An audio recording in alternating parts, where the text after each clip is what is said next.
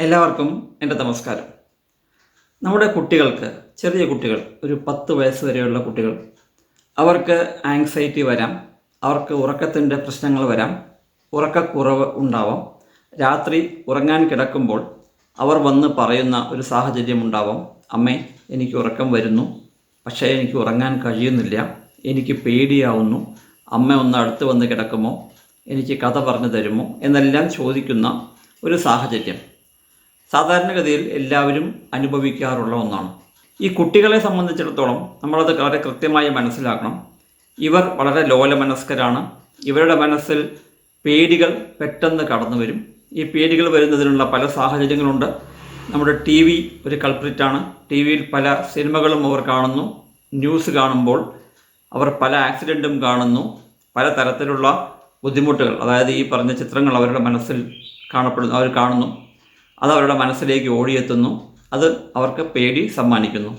അതേപോലെ തന്നെ മൊബൈലിൽ അവർ വയലൻ്റ് ആയിട്ടുള്ള ഗെയിമുകൾ കാണുന്നു, അതല്ലെങ്കിൽ വയലൻ്റ് ആയിട്ടുള്ള വീഡിയോസ് കാണുന്നു. രക്തം, ചിന്നിച്ചിതറിയ ശരീരഭാഗങ്ങൾ, ഓപ്പറേഷൻ, സർജറി, അങ്ങനെയുള്ള നമ്മൾ പോലും അറിയാതെ പല കാര്യങ്ങൾ ഇവർ മൊബൈലിൽ കാണുന്നുണ്ട്, ടി വിയിലും കാണുന്നുണ്ട്. അതേപോലെ തന്നെ സ്കൂളിൽ പോയി കഴിഞ്ഞാൽ അവിടെയും മറ്റു കുട്ടികൾ ഇത്തരം കാര്യങ്ങൾ ചർച്ച ചെയ്യുന്ന ഒരു സാഹചര്യം. നീ ഇന്ന് ആ വീഡിയോ കണ്ടോ, വാട്സപ്പിൽ ഞാൻ ഷെയർ ചെയ്തിരുന്നല്ലോ, ആ വീഡിയോ ഒന്ന് കാണൂ കേട്ടോ എന്ന് പറയും.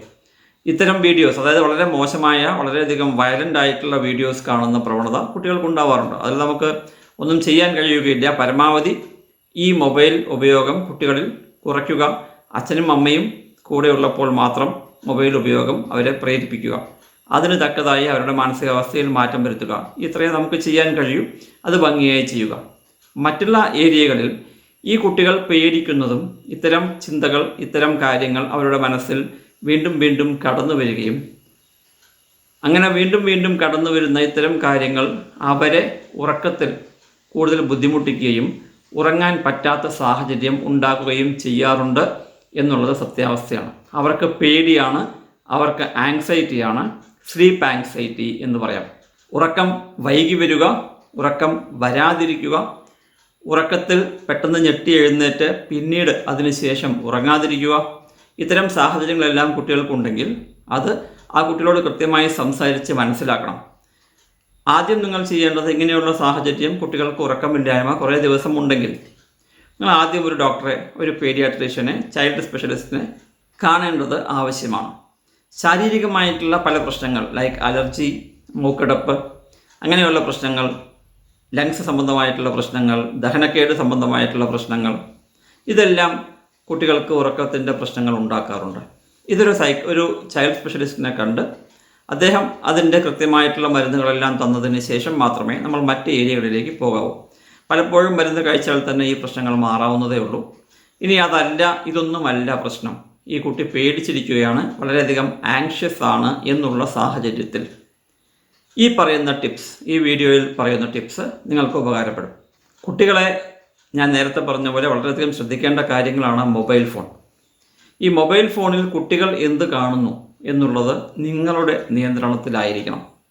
വാട്സപ്പ് അവർ ഉപയോഗിക്കുന്നത് പൊതുവെ നിങ്ങളുടെ ഫോണായിരിക്കും, അച്ഛൻ്റെയോ അമ്മയുടെയോ ഫോണായിരിക്കും. ഗെയിംസൊക്കെ വെച്ച് കൊടുത്തിട്ട് അച്ഛനും അമ്മയും അവിടെ നിന്ന് മാറുകയാണ് ചെയ്യുക. പക്ഷേ കുട്ടികൾ ഗെയിംസ് മാത്രമേ കളിക്കൂ എന്ന് വിശ്വസിക്കരുത്.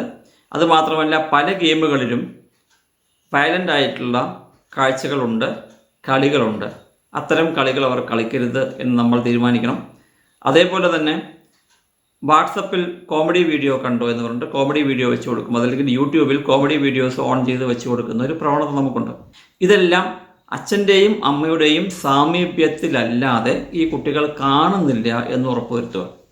ഇത് വളരെ അത്യാവശ്യമായിട്ടുള്ള കാര്യമാണ്. ഒന്നാമതായി ഏറ്റവും പ്രാധാന്യം കൊടുക്കേണ്ടത് ഇതിന് തന്നെയാണ്. ടി വിയിലും അതേപോലെ തന്നെയാണ്. ടി വിയിൽ അച്ഛൻ ന്യൂസ് പോലെയുള്ള കാര്യങ്ങൾ കാണുമ്പോൾ, വയലൻ്റ് ആയിട്ടുള്ള സീൻസ് വരുമ്പോൾ, ആക്സിഡൻറ്റിൻ്റെ, അപകടങ്ങളുടെ സീൻസ് എല്ലാം വരുമ്പോൾ കുട്ടികളെ കാണിക്കാതിരിക്കുന്നത് തന്നെയാണ് നല്ലത്. കാരണം ഇത്രയും പ്രായം കുറഞ്ഞ കുട്ടികൾ അത്തരം ശീലങ്ങൾക്കൊന്നും തൽക്കാലം റെഡി ആയിട്ടില്ല. കുറച്ച് കഴിയുമ്പോൾ അവർ സ്വയം റെഡി ആയിക്കോളും. അവർക്ക് സ്വയം റെഡിയാവാനുള്ള സാഹചര്യം ഉണ്ടാക്കി കൊടുക്കുക മാത്രമാണ് നമ്മൾ ചെയ്യേണ്ടത്. നിർബന്ധിച്ച് ഇത്തരം കാര്യങ്ങൾ അടിച്ചേൽപ്പിക്കേണ്ട കാര്യമില്ല. അത് കൃത്യമായി മനസ്സിലാക്കുക. രണ്ടാമതായി, ഉറക്കത്തിലേക്ക് പോകുമ്പോൾ, ഉറക്കം ബെഡിൽ അച്ഛൻ്റെയോ അമ്മയുടെയോ കൂടെ കുറച്ച് നേരം സംസാരിക്കുന്നത്, വളരെ സിമ്പിളായിട്ടുള്ള കാര്യങ്ങളെക്കുറിച്ച്, വളരെ വളരെ സിമ്പിളായിട്ടുള്ള കാര്യങ്ങൾ. ആ കുട്ടികൾക്ക് സംശയങ്ങളുണ്ടാവാം, അതിനെ ഒന്ന് ചെറുതായിട്ടൊന്ന് നിവൃത്തി ചെയ്ത് കൊടുക്കുക. വീട്ടിലെ കാര്യങ്ങൾ, അതേപോലെ ഇത് നീ ഭക്ഷണത്തിന് കഴിച്ചത് ഇഷ്ടപ്പെട്ടോ, അങ്ങനെയുള്ള വളരെ സിമ്പിളായിട്ടുള്ള ടോക്ക്, സ്ലീപ്പ് ടോക്ക് എന്ന് പറയാം, അല്ലെങ്കിൽ പില്ലോ ടോക്ക് എന്ന് പറയാം, തലയണയിലെ സംസാരം എന്നൊക്കെ പറയാം. വളരെ സിമ്പിളായിട്ടുള്ള ടോക്ക് ആ കുട്ടികൾക്ക് മാനസിക സമ്മർദ്ദം ഒരുപാട് കുറയ്ക്കുവാൻ സഹായകരമാണ് എന്ന് ഒരുപാട് പഠനങ്ങളിൽ തെളിയിച്ചിട്ടുണ്ട്. അത്തരം സിമ്പിളായിട്ടുള്ള ടോക്സ് കുട്ടികളോട് സംസാരിക്കുവാൻ ശ്രദ്ധിക്കുക. രണ്ടാമതായി, രാത്രി ഉറക്കത്തിന് മുമ്പ് കുട്ടികൾക്ക് കഥ പറഞ്ഞു കൊടുക്കണം എന്നുള്ളത് ഞാൻ വളരെയധികം നിഷ്കർഷിക്കുന്നൊരു വിഷയമാണ്. കുട്ടികൾക്ക് കഥ പറഞ്ഞു കൊടുക്കണം. അച്ഛനും അമ്മയും മനസ്സിരുത്തി എല്ലാ ദിവസവും ഒരു കഥയെങ്കിലും, ഒരു ഗുണപാഠ കഥ, നല്ല കഥ, നിങ്ങൾ അതിനു വേണ്ടി ബാലരമയോ അല്ലെങ്കിൽ മറ്റേതെങ്കിലും ബാലഭൂമി പോലെയുള്ള പുസ്തകങ്ങൾ വായിക്കൂ, കുട്ടികളുടെ കോമിക്സ് വായിക്കൂ. എന്നിട്ട് അതിൽ നിന്നും ഓരോ ദിവസവും ഓരോ കഥ എടുത്ത് കുട്ടികൾക്ക് പറഞ്ഞു കൊടുക്കൂ. കുട്ടികൾക്ക് പല കാര്യങ്ങളും മനസ്സിലാവും, ഗുണപാഠങ്ങൾ ലഭിക്കും, അവർക്ക് വേഗം ഉറക്കം വരികയും ചെയ്യും. മൂന്നാമതായി, കുട്ടികളെ ഒരു കാരണവശാലും നിഷ്കർഷിക്കരുത്, ഈ സമയത്ത് നീ പോയി കിടന്നുറങ്ങണം എന്ന് നിർബന്ധിക്കരുത്. അങ്ങനെ ചെയ്തു കഴിഞ്ഞാൽ ഈ കുട്ടികൾക്ക് സ്വാഭാവികമായിട്ടും ഉറക്കത്തിനോട് വെറുപ്പ് വരും. ഈ അമ്മയും അച്ഛനും എന്നെ വളരെയധികം നിർബന്ധിച്ച് കിടത്തി ഉറക്കുന്നു, ഉറക്കത്തിനോട് വെറുപ്പാണ് വരിക. ആ വെറുപ്പ് ഇല്ലാതാക്കണമെന്നുണ്ടെങ്കിൽ കുട്ടികൾക്ക് ബെഡ് ടൈം കൃത്യമായി നിഷ്കർഷിക്കുന്നതിന് പകരം അവൻ്റെ മൊബൈൽ ഫോൺ എടുത്ത് മാറ്റുക, TV ഓൺ ചെയ്യാതിരിക്കുക, നിങ്ങൾ സമയത്തിന് കിടക്കുക. പാരൻസ്, നിങ്ങൾ സമയത്തിന് 10-11 മണി മാക്സിമം കിടക്കുക. കിടന്നാൽ കുട്ടിയും നിങ്ങളുടെ കൂടെ കിടന്ന് കഥ കേൾക്കുവാൻ നിർബന്ധിതനാവും. ആ നിർബന്ധം അവരിൽ ഒരു നല്ല ശീലം വളർത്തും. ഞാൻ അച്ഛൻ്റെയും അമ്മയുടെയും കൂടെ കിടന്നാൽ അവർ എനിക്ക് നല്ല കഥ പറഞ്ഞു തരും, എനിക്ക് സുഖമായി ഉറങ്ങാം എന്നുള്ള ആ ഒരു ചിന്താ രീതി അവർക്ക് വരികയും നമ്മൾ ആരും ഒന്നും നിർബന്ധിക്കാതെ തന്നെ കുട്ടികൾ സമയത്തിന് കിടന്നുറങ്ങുകയും ചെയ്യും. കുട്ടികളെ അവരുടെ വിഷമങ്ങൾ, സങ്കടങ്ങൾ, ടെൻഷനുകൾ ഇതെല്ലാം ഒഴിവാക്കാൻ പഠിപ്പിക്കുക. എന്തെങ്കിലും രീതിയിൽ അവർക്ക് ചിന്തകൾ വരികയാണെങ്കിൽ, എന്തെങ്കിലും രീതിയിൽ വിഷമങ്ങൾ വരികയാണെങ്കിൽ, എന്തെങ്കിലും പിക്ചേഴ്സ് വരികയാണെങ്കിൽ അതിനെ ഒഴിവാക്കാനായി ആ സമയത്ത് ഒരു ചിത്രം വരയ്ക്കുവാനോ, അതല്ലെങ്കിൽ ഒരു പാട്ട് പാടുവാനോ, അതുമല്ലെങ്കിൽ പുറത്തിറങ്ങി കളിക്കുവാനോ, അച്ഛനോടോ അമ്മയോടോ സംസാരിക്കുവാനോ, ഇങ്ങനെയുള്ള പ്രേരണകൾ കൊടുക്കുക. എന്തെങ്കിലും പ്രശ്നം വന്നാൽ, എന്തെങ്കിലും വിഷമം വന്നാൽ അതിനെക്കുറിച്ച് മോൻ എന്നോട് പറ എന്ന് അമ്മ പറയുക. സ്വയം ആലോചിച്ചുകൊണ്ടിരിക്കേണ്ട, എന്നോട് പറയൂ എന്ന് അമ്മയോ അച്ഛനോ പറഞ്ഞാൽ ഈ കുട്ടി അത് അച്ഛനോടോ അമ്മയോടോ ഒന്ന് പറയുകയും ഷെയർ ചെയ്യും. അങ്ങനെ ഷെയർ ചെയ്യുമ്പോൾ നിങ്ങൾ വളരെ കൃത്യമായി, വളരെ സിമ്പിളായിട്ടുള്ളൊരു ഉത്തരം മാത്രം കൊടുത്ത് അവനെ ഡൈവേർട്ട് ചെയ്യണം. ആ കുട്ടീനെ ഡൈവേർട്ട് ചെയ്യുക, അതാണ് വേണ്ടത്. മറ്റ് ഏരിയകളിലേക്ക് തിരിക്കുക. അതേ സംശയത്തെ കൂടുതൽ കൂടുതൽ ബലപ്പെടുത്തുന്ന രീതിയിൽ നിങ്ങൾക്ക് അറിയാത്ത വിഷയങ്ങൾ പറഞ്ഞു കൊടുക്കരുത് എന്നർത്ഥം. കുട്ടികളുടെ ബെഡ് ടൈം എന്ന് പറയുന്നത് മാത്രം റൂട്ടീനല്ല. നമ്മളുടെ കുട്ടികൾക്ക് എല്ലാവർക്കും അവരവരുടേതായിട്ടുള്ള റൂട്ടീനുണ്ട്, ശീലങ്ങളുണ്ട്. രാവിലെ ഈ സമയത്ത് എഴുന്നേൽക്കണം, ഈ സമയത്ത് പല്ല് തേക്കണം, ഈ സമയത്ത് വെള്ളം കുടിക്കണം, ഈ സമയത്ത് ഭക്ഷണം കഴിക്കണം, ഈ സമയത്ത് സ്കൂളിൽ പോകണം. അതേപോലെ രാത്രിയും ഈ സമയത്ത് ഭക്ഷണം കഴിക്കണം, ഈ സമയത്ത് TVയും മൊബൈലും എല്ലാം ഓഫ് ചെയ്യണം, ഈ സമയത്ത് പല്ല് തേക്കണം, ഈ സമയത്ത് കിടക്കണം. ഇങ്ങനെ ഒരു ശീലം കുട്ടികൾക്കുണ്ടാവണം. അത് ഉണ്ടാക്കി കൊടുക്കേണ്ടത് അച്ഛൻ്റെയും അമ്മയുടെയും കടമയാണ്. അത് രസകരമായ രീതിയിൽ ചെയ്യാൻ സാധിച്ചാൽ കുട്ടികളത് പെട്ടെന്ന് ശീലമാക്കിയെടുക്കും.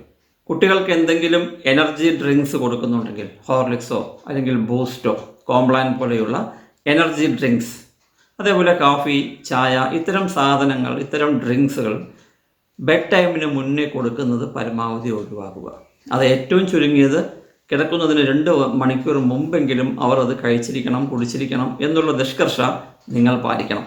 എനർജി ഡ്രിങ്കാണ്, അവർ കിടക്കുന്നതിന് മുമ്പ് അവരുടെ എനർജി കൂട്ടാനേ സഹായിക്കുള്ളൂ. എനർജി കൂടിയാൽ ഉറക്കം കുറയും. അതേപോലെ കുട്ടികൾ രാത്രി മൂത്രമൊഴിക്കാൻ എഴുന്നേറ്റാൽ കൂടുതൽ ബുദ്ധിമുട്ടുണ്ടാവും, അവർക്ക് പിന്നെ ഉറങ്ങാൻ സാധിക്കുകയില്ല എന്നുള്ളൊരു പ്രശ്നം വരാം. നിങ്ങൾക്കറിയാം, കുട്ടികൾ എത്ര വെള്ളം കുടിച്ചാൽ, എത്ര ഫ്ലൂയിഡ്സ് കുടിച്ചാൽ എത്ര നേരം ബുദ്ധിമുട്ടില്ലാതെ കിടന്നുറങ്ങും എന്നൊരു ഐഡിയ നിങ്ങൾക്കുണ്ടാവും. അതിനനുസരിച്ചിട്ടുള്ള ഫ്ലൂയിഡ്സ് മാത്രം കുട്ടികളെ കുടിപ്പിക്കാൻ ശ്രദ്ധിക്കുക. ഇത്രയെല്ലാം ചെയ്തിട്ടും നിങ്ങളുടെ കുട്ടികൾക്ക് പ്രശ്നങ്ങൾ കണ്ടിന്യൂ ചെയ്യുകയാണെങ്കിൽ അത് ശാരീരികമാണോ മാനസികമാണോ എന്ന് നിർണ്ണയിച്ചതിന് ശേഷം, ശാരീരികമാണ് എന്ന് നിർണ്ണയിക്കാൻ, ശാരീരികമാണ് അല്ലെങ്കിൽ അതല്ല എന്ന് നിർണ്ണയിക്കാൻ പീഡിയാട്രീഷ്യനെ കാണുക. പീഡിയാട്രീഷ്യൻ ഇത് ശാരീരികമല്ല, ടെൻഷൻ കൊണ്ടാണ്, അല്ലെങ്കിൽ ട്രോമ കൊണ്ടാണ്, അല്ലെങ്കിൽ എന്തെങ്കിലും കണ്ട് പേടിച്ചതാണ് എന്നൊക്കെ പറയുകയാണെങ്കിൽ നിങ്ങളൊരു സൈക്കോളജിസ്റ്റിനെയോ അല്ലെങ്കിൽ ഒരു ചൈൽഡ് കൗൺസിലറിനെയോ കണ്ട് ആ കുട്ടിക്ക് കൗൺസിലിംഗ് കൊടുപ്പിക്കുന്നത് നന്നായിരിക്കും. അങ്ങനെ ചെയ്യുമ്പോൾ ശ്രദ്ധിക്കേണ്ട ഒരു പ്രധാനപ്പെട്ട കാര്യം, കുട്ടികൾ ഓപ്പണായി സംസാരിക്കേണ്ടത് അത്യാവശ്യമാണ്. അതിന് അച്ഛനും അമ്മയും അവരുടെ കൂടെ പോയിരുന്ന് കുട്ടികളെക്കുറിച്ച് കുറേ നല്ല കാര്യങ്ങൾ ആ കൗൺസിലറോട് പറയണം. ചെന്ന് കയറി ഇരുന്ന ഉടനെ കുട്ടി മോശമാണ്, കുട്ടി പഠിക്കാൻ മോശമാണ്, കുട്ടി കളിക്കാൻ മോശമാണ്, കുട്ടി ഇങ്ങനെ ഉറക്കമില്ലാതിരിക്കുന്നു, എന്തൊക്കെയോ പറയുന്നു എന്നുള്ള രീതിയിൽ സംസാരിക്കരുത്. ആദ്യം ഈ കുട്ടിയെക്കുറിച്ച് കുറച്ച് നല്ല കാര്യങ്ങൾ പറയുക, അതിനുശേഷം പ്രോബ്ലംസ് അവതരിപ്പിക്കുക. അങ്ങനെ ആകുമ്പോൾ കുട്ടികൾ പെട്ടെന്ന് ഈ കൗൺസിലറുമായി ഇണങ്ങും. കൗൺസിലറുമായിട്ട് ഇണങ്ങിക്കഴിഞ്ഞാൽ പിന്നെ കൗൺസിലറിന് അല്ലെങ്കിൽ സൈക്കോളജിസ്റ്റിന് കാര്യങ്ങൾ കുറച്ചുകൂടി എളുപ്പമാവും എന്നർത്ഥം.